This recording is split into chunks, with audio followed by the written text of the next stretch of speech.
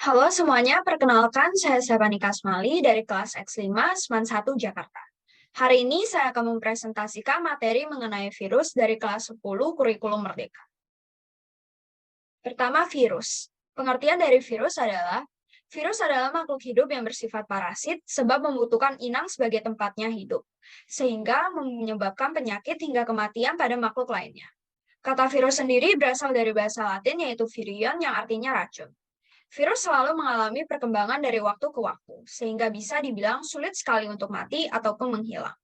Bahkan muncul virus-virus baru yang bisa membuat manusia atau makhluk hidup lainnya sakit, dan juga terjadinya mutasi virus yang menyebabkan virus lebih kuat daripada sebelumnya.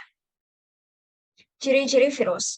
Ciri-ciri virus yang pertama adalah hanya memiliki satu jenis asam nukleat, yaitu antara DNA atau RNA, yang diselubungi oleh kapsid atau selubung protein. Yang kedua, tubuh virus tidak berbentuk sel, sehingga virus tidak memiliki inti sel, membran plasma, dan sitoplasma. Yang ketiga, virus hanya dapat hidup dan berkembang biak pada sel hidup atau dikenal juga sebagai parasit intraseluler obligat. Keempat, virus merupakan suatu makhluk metaorganisme bentuk peralihan antara benda mati karena memiliki sifat yang dapat dikristalkan dan juga makhluk hidup yang dapat berkembang biak. Yang kelima, memiliki bermacam bentuk tubuh. Bentuk virus yaitu bulat, batang, bentuk T, dan juga silindris. Selanjutnya, struktur virus. Pada umumnya, struktur tubuh yang dimiliki oleh virus terdiri dari asam nukleat dan juga kapsid. Selain itu, mikroorganisme ini juga memiliki struktur tambahan seperti asam nukleat. Terdiri dari DNA atau deoksiribonukleik acid atau RNA yang disebut ribonucleic acid. Secara umum, struktur tubuh virus terdiri atas 4 bagian utama, yaitu yang pertama, satu kepala. Kepala virus berisi DNA atau RNA yang menjadi bahan genetik kehidupannya. Isi kepala ini dilindungi oleh kapsid, yaitu selubung protein yang tersusun oleh protein. Bentuk kapsid sangat tergantung pada jenis virusnya. Kapsid bisa berbentuk bulat, polihedral, helix, atau bentuk lainnya yang lebih kompleks.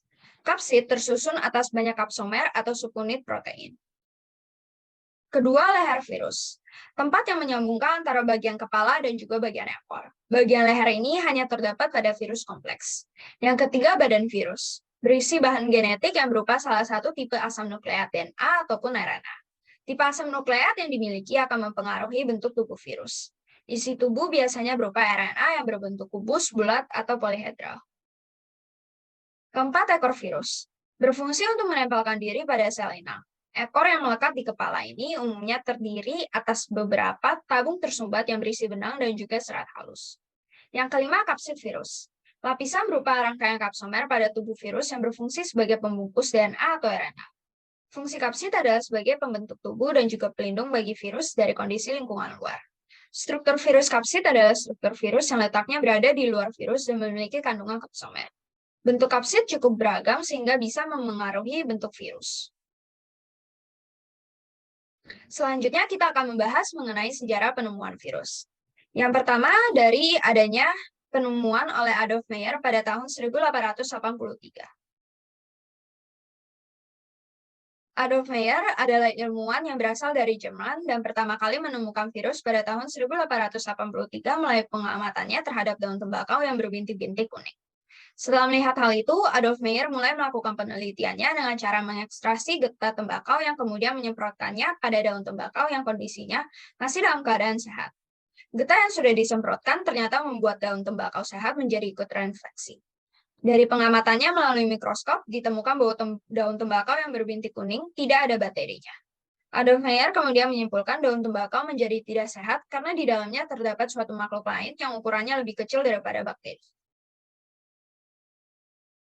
Yang kedua, Dmitri Ivanovsky pada tahun 1892. Tahun 1892, seorang ilmuwan bernama Dmitri Ivanovsky yang berasal dari Rusia melakukan penelitian yang bisa dibilang mirip dengan yang dilakukan Adolf Meyer. Perbedaan penelitiannya terletak pada penyaringannya, yaitu getah yang disaring Dmitri Ivanovsky menggunakan saringan bakteri. Yang ketiga, Martinus Benjerik pada tahun 1897.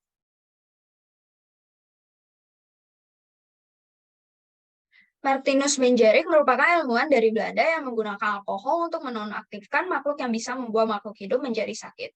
Ternyata penelitian itu tetap belum bisa menonaktifkan makhluk yang berukuran lebih kecil dari bakteri. Dan Martinus Benjerik kemudian menyebutnya sebagai virus lolosaring. Yang keempat adalah Wendell Meredith Stanley pada tahun 1935. Wendell Meredith Stanley, yaitu peneliti yang berasal dari Amerika Serikat, melakukan penelitian terhadap makhluk yang dapat menyebabkan daun tembakau menjadi sakit. Dari penelitian yang dilakukannya, ia berhasil mengkristalkan makhluk tersebut dan kemudian penyakit ini dinamakan tobacco mosaic virus dan disingkat sebagai TMV. Kemudian kita akan membahas mengenai klasifikasi virus berdasarkan sel inangnya. Virus penyerang tanaman, yaitu virus yang menginfeksi tanaman. Contohnya adalah tungro yang menginfeksi padi dan juga TMV yang menyerang tembakau. Yang kedua, virus penyerang manusia, yaitu virus yang menyerang dan membahayakan manusia. Contohnya adalah virus HIV, virus influenza, dan juga virus corona. Dan yang keempat, virus penyerang hewan, virus yang membuat hewan sakit bahkan mati. Contohnya adalah flu burung, rabies, dan juga sebagainya. Keempat, virus penyerang bakteri. Virus yang menyerang bakteri salah satunya adalah virus D. Klasifikasi virus berdasarkan ada atau tidaknya selubung di nukleokapsid. Virus berselubung. Virus berselubung adalah virus yang di dalam selubung itu ada glikoprotein dan juga lipoprotein. Misalnya pada paramisovirus, herpes virus, togavirus, rhabdovirus, dan juga poxirovirus. Virus telanjang. Virus telanjang adalah virus yang tidak mempunyai selubung di nukleokapsidnya, yaitu adenovirus, reovirus, papovirus, dan juga picornavirus. Kemudian klasifikasi virus berdasarkan jenis asam nukleatnya dibagi menjadi dua, yaitu virus DNA, yaitu virus yang di mana asam nukleat yang dimilikinya adalah DNA, misalnya parvovirus, dan juga virus RNA, yaitu kandungan asam nukleatnya berupa RNA, misalnya pada picornavirus. Klasifikasi virus berdasarkan bentuk dasar. 1. Virus helikal. Mempunyai satu sumbu rotasi saja yang bentuk sumbunya seperti batang panjang. Bentuknya helix dan nukleokapsid mudah bergerak atau tidak kaku. Misalnya pada virus flu. Yang kedua, ikohentra. Jumlah sumbu pada virus ini ada 2 rotasi ganda serta tata ruangnya hanya dibatasi dengan 20 segitiga sama sisi. Misalnya virus polio. Dan yang ketiga adalah virus kompleks. Virus ini mempunyai struktur yang cukup kompleks bila dibandingkan dengan jenis virus lainnya. Contohnya adalah virus cacar. Selanjutnya kita akan membahas mengenai reproduksi virus. Yang pertama yaitu cara reproduksi dengan daur litik. Daur litik adalah siklus reproduksi atau replikasi genom virus yang pada akhirnya akan menyebabkan kematian bagi sel inang tanpa virus hidup. Virus hanya dapat melakukan replikasi pada siklus ini atau dengan kata lain virus virulen. Pada daur litik terjadi 5 tahap. Yang pertama tahap absorpsi. Pada tahap ini, bagian ujung ekor virus yang disebut reseptor menempel pada dinding sel bakteri. Proses penempelan ini hanya terjadi pada virus tertentu. Jadi bisa dikatakan proses penempelan virus bersifat sangat khas. Setelah menempel, virus akan segera mengeluarkan enzim lisozim untuk melumbangi dinding sel inang. Dan dilanjutkan dengan tahap penetrasi. Pada tahap ini, DNA atau RNA virus masuk ke dalam sel inang melalui penambatan lempeng ujung, kontraksi, dan penusukan pas. Bagian tubuh virus yang masuk ke dalam sel inang hanyalah asam nukleat saja. Sedangkan bagian kapsid tetap berada di luar dinding sel dan akan terlepas dengan sendirinya setelah tidak berguna lagi.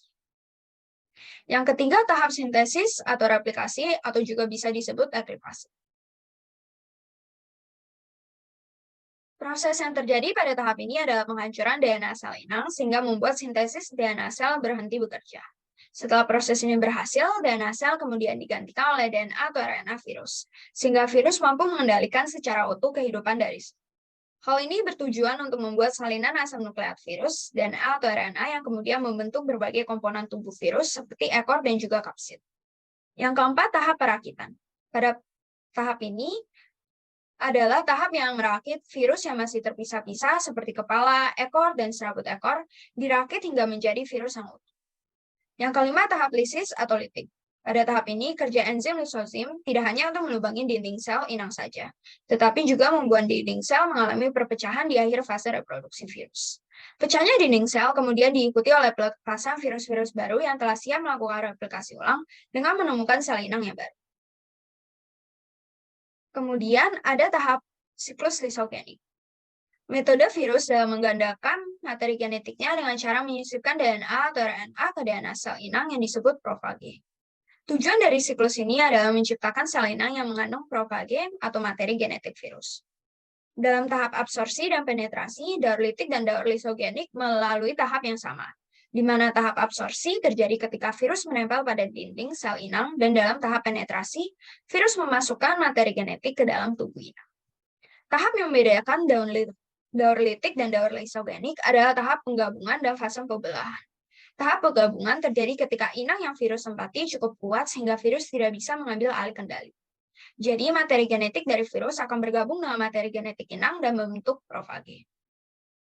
Selanjutnya, sel inang mengalami fase pembelahan dan profag ikut membelah sehingga setiap sel inang mengandung profag. Selama sel inang kuat dan dalam kondisi yang menguntungkan, virus tetap berada dalam bentuk profag.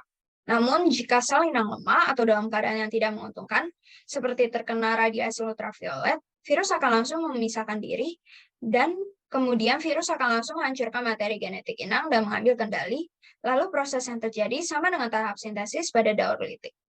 Fase pemisahan terjadi ketika sel bakteri sudah membelah dan siap melakukan penetrasi lebih lanjut ke dalam sel inang.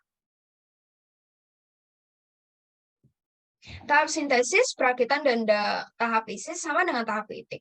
Dalam sintesis, terjadi penghancuran DNA sel inang sehingga membuat sintesis DNA bakteri berhenti bekerja.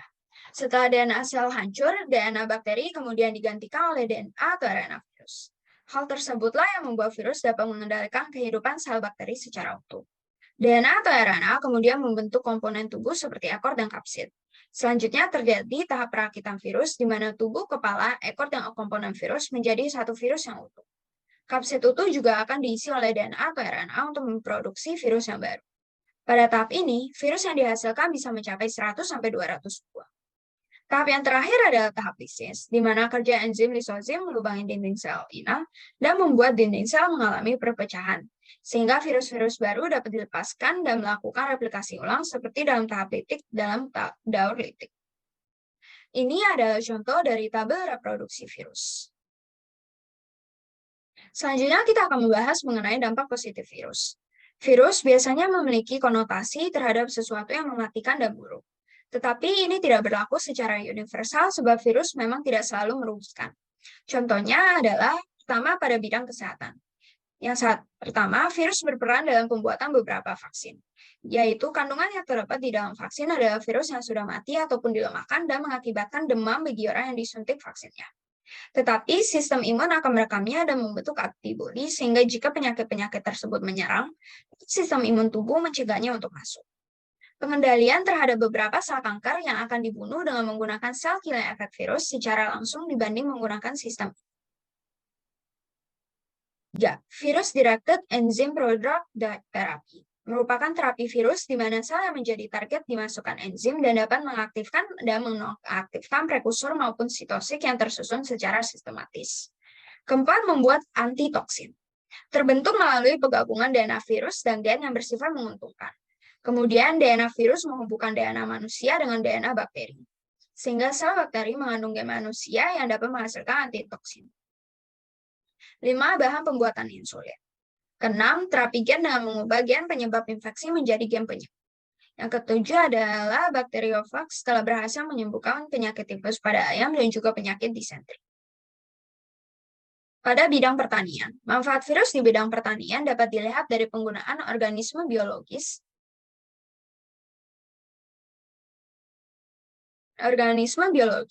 dalam mengendalikan kerusakan oleh hama. Contohnya adalah satu pengendalian hama melalui baculoviruses atau sekelompok virus yang dapat menginfeksi serangga dan arthropoda lainnya. Kedua, integrated pest management. Penerapan IPM mengandalkan agen-agen biologis, sehingga mengurangi penggunaan pestisida yang dapat mengakibatkan pencemaran lingkungan. Lalu pada bidang sains, sebagai pengembangannya, virus telah digunakan secara luas pada studi molekuler dan juga seluler yang dapat digunakan untuk memanipulasi dan mengetahui fungsi-fungsi dari sel. Selain itu, virus dapat digunakan sebagai penelitian genetik seperti pada replikasi DNA, transkripsi, formasi RNA, formasi protein, dan dasar dari ketahanan tubuh. Setelah membahas dampak positif dari virus, kita akan membahas dampak negatif dari virus. Yang pertama adalah menyebabkan penyakit pada hewan dan manusia. Contohnya adalah pada penyakit rabies. Yang kedua adalah penyakit pada tumbuhan, dan contohnya adalah virus tobacco mosaic, yang menyebabkan penyakit mosaik pada tumbuhan tembakau. Adanya mutasi pada virus ini juga mampu menyerang tumbuhan lainnya, misalnya labu, buncis, mentimun, kentang, dan juga sebagainya. Ketiga, menyebabkan pandemi seperti yang kita rasakan saat ini. Pandemi akhirnya membuat banyak sektor industri melemah dan akhirnya menyebabkan ketidakstabilan ekonomi secara global. Selain itu, pandemi juga menyebabkan banyaknya korban jiwa. Berikut adalah sumber-sumber yang saya ambil untuk membuat presentasi ini. Sekian penjelasan saya mengenai virus. Terima kasih banyak.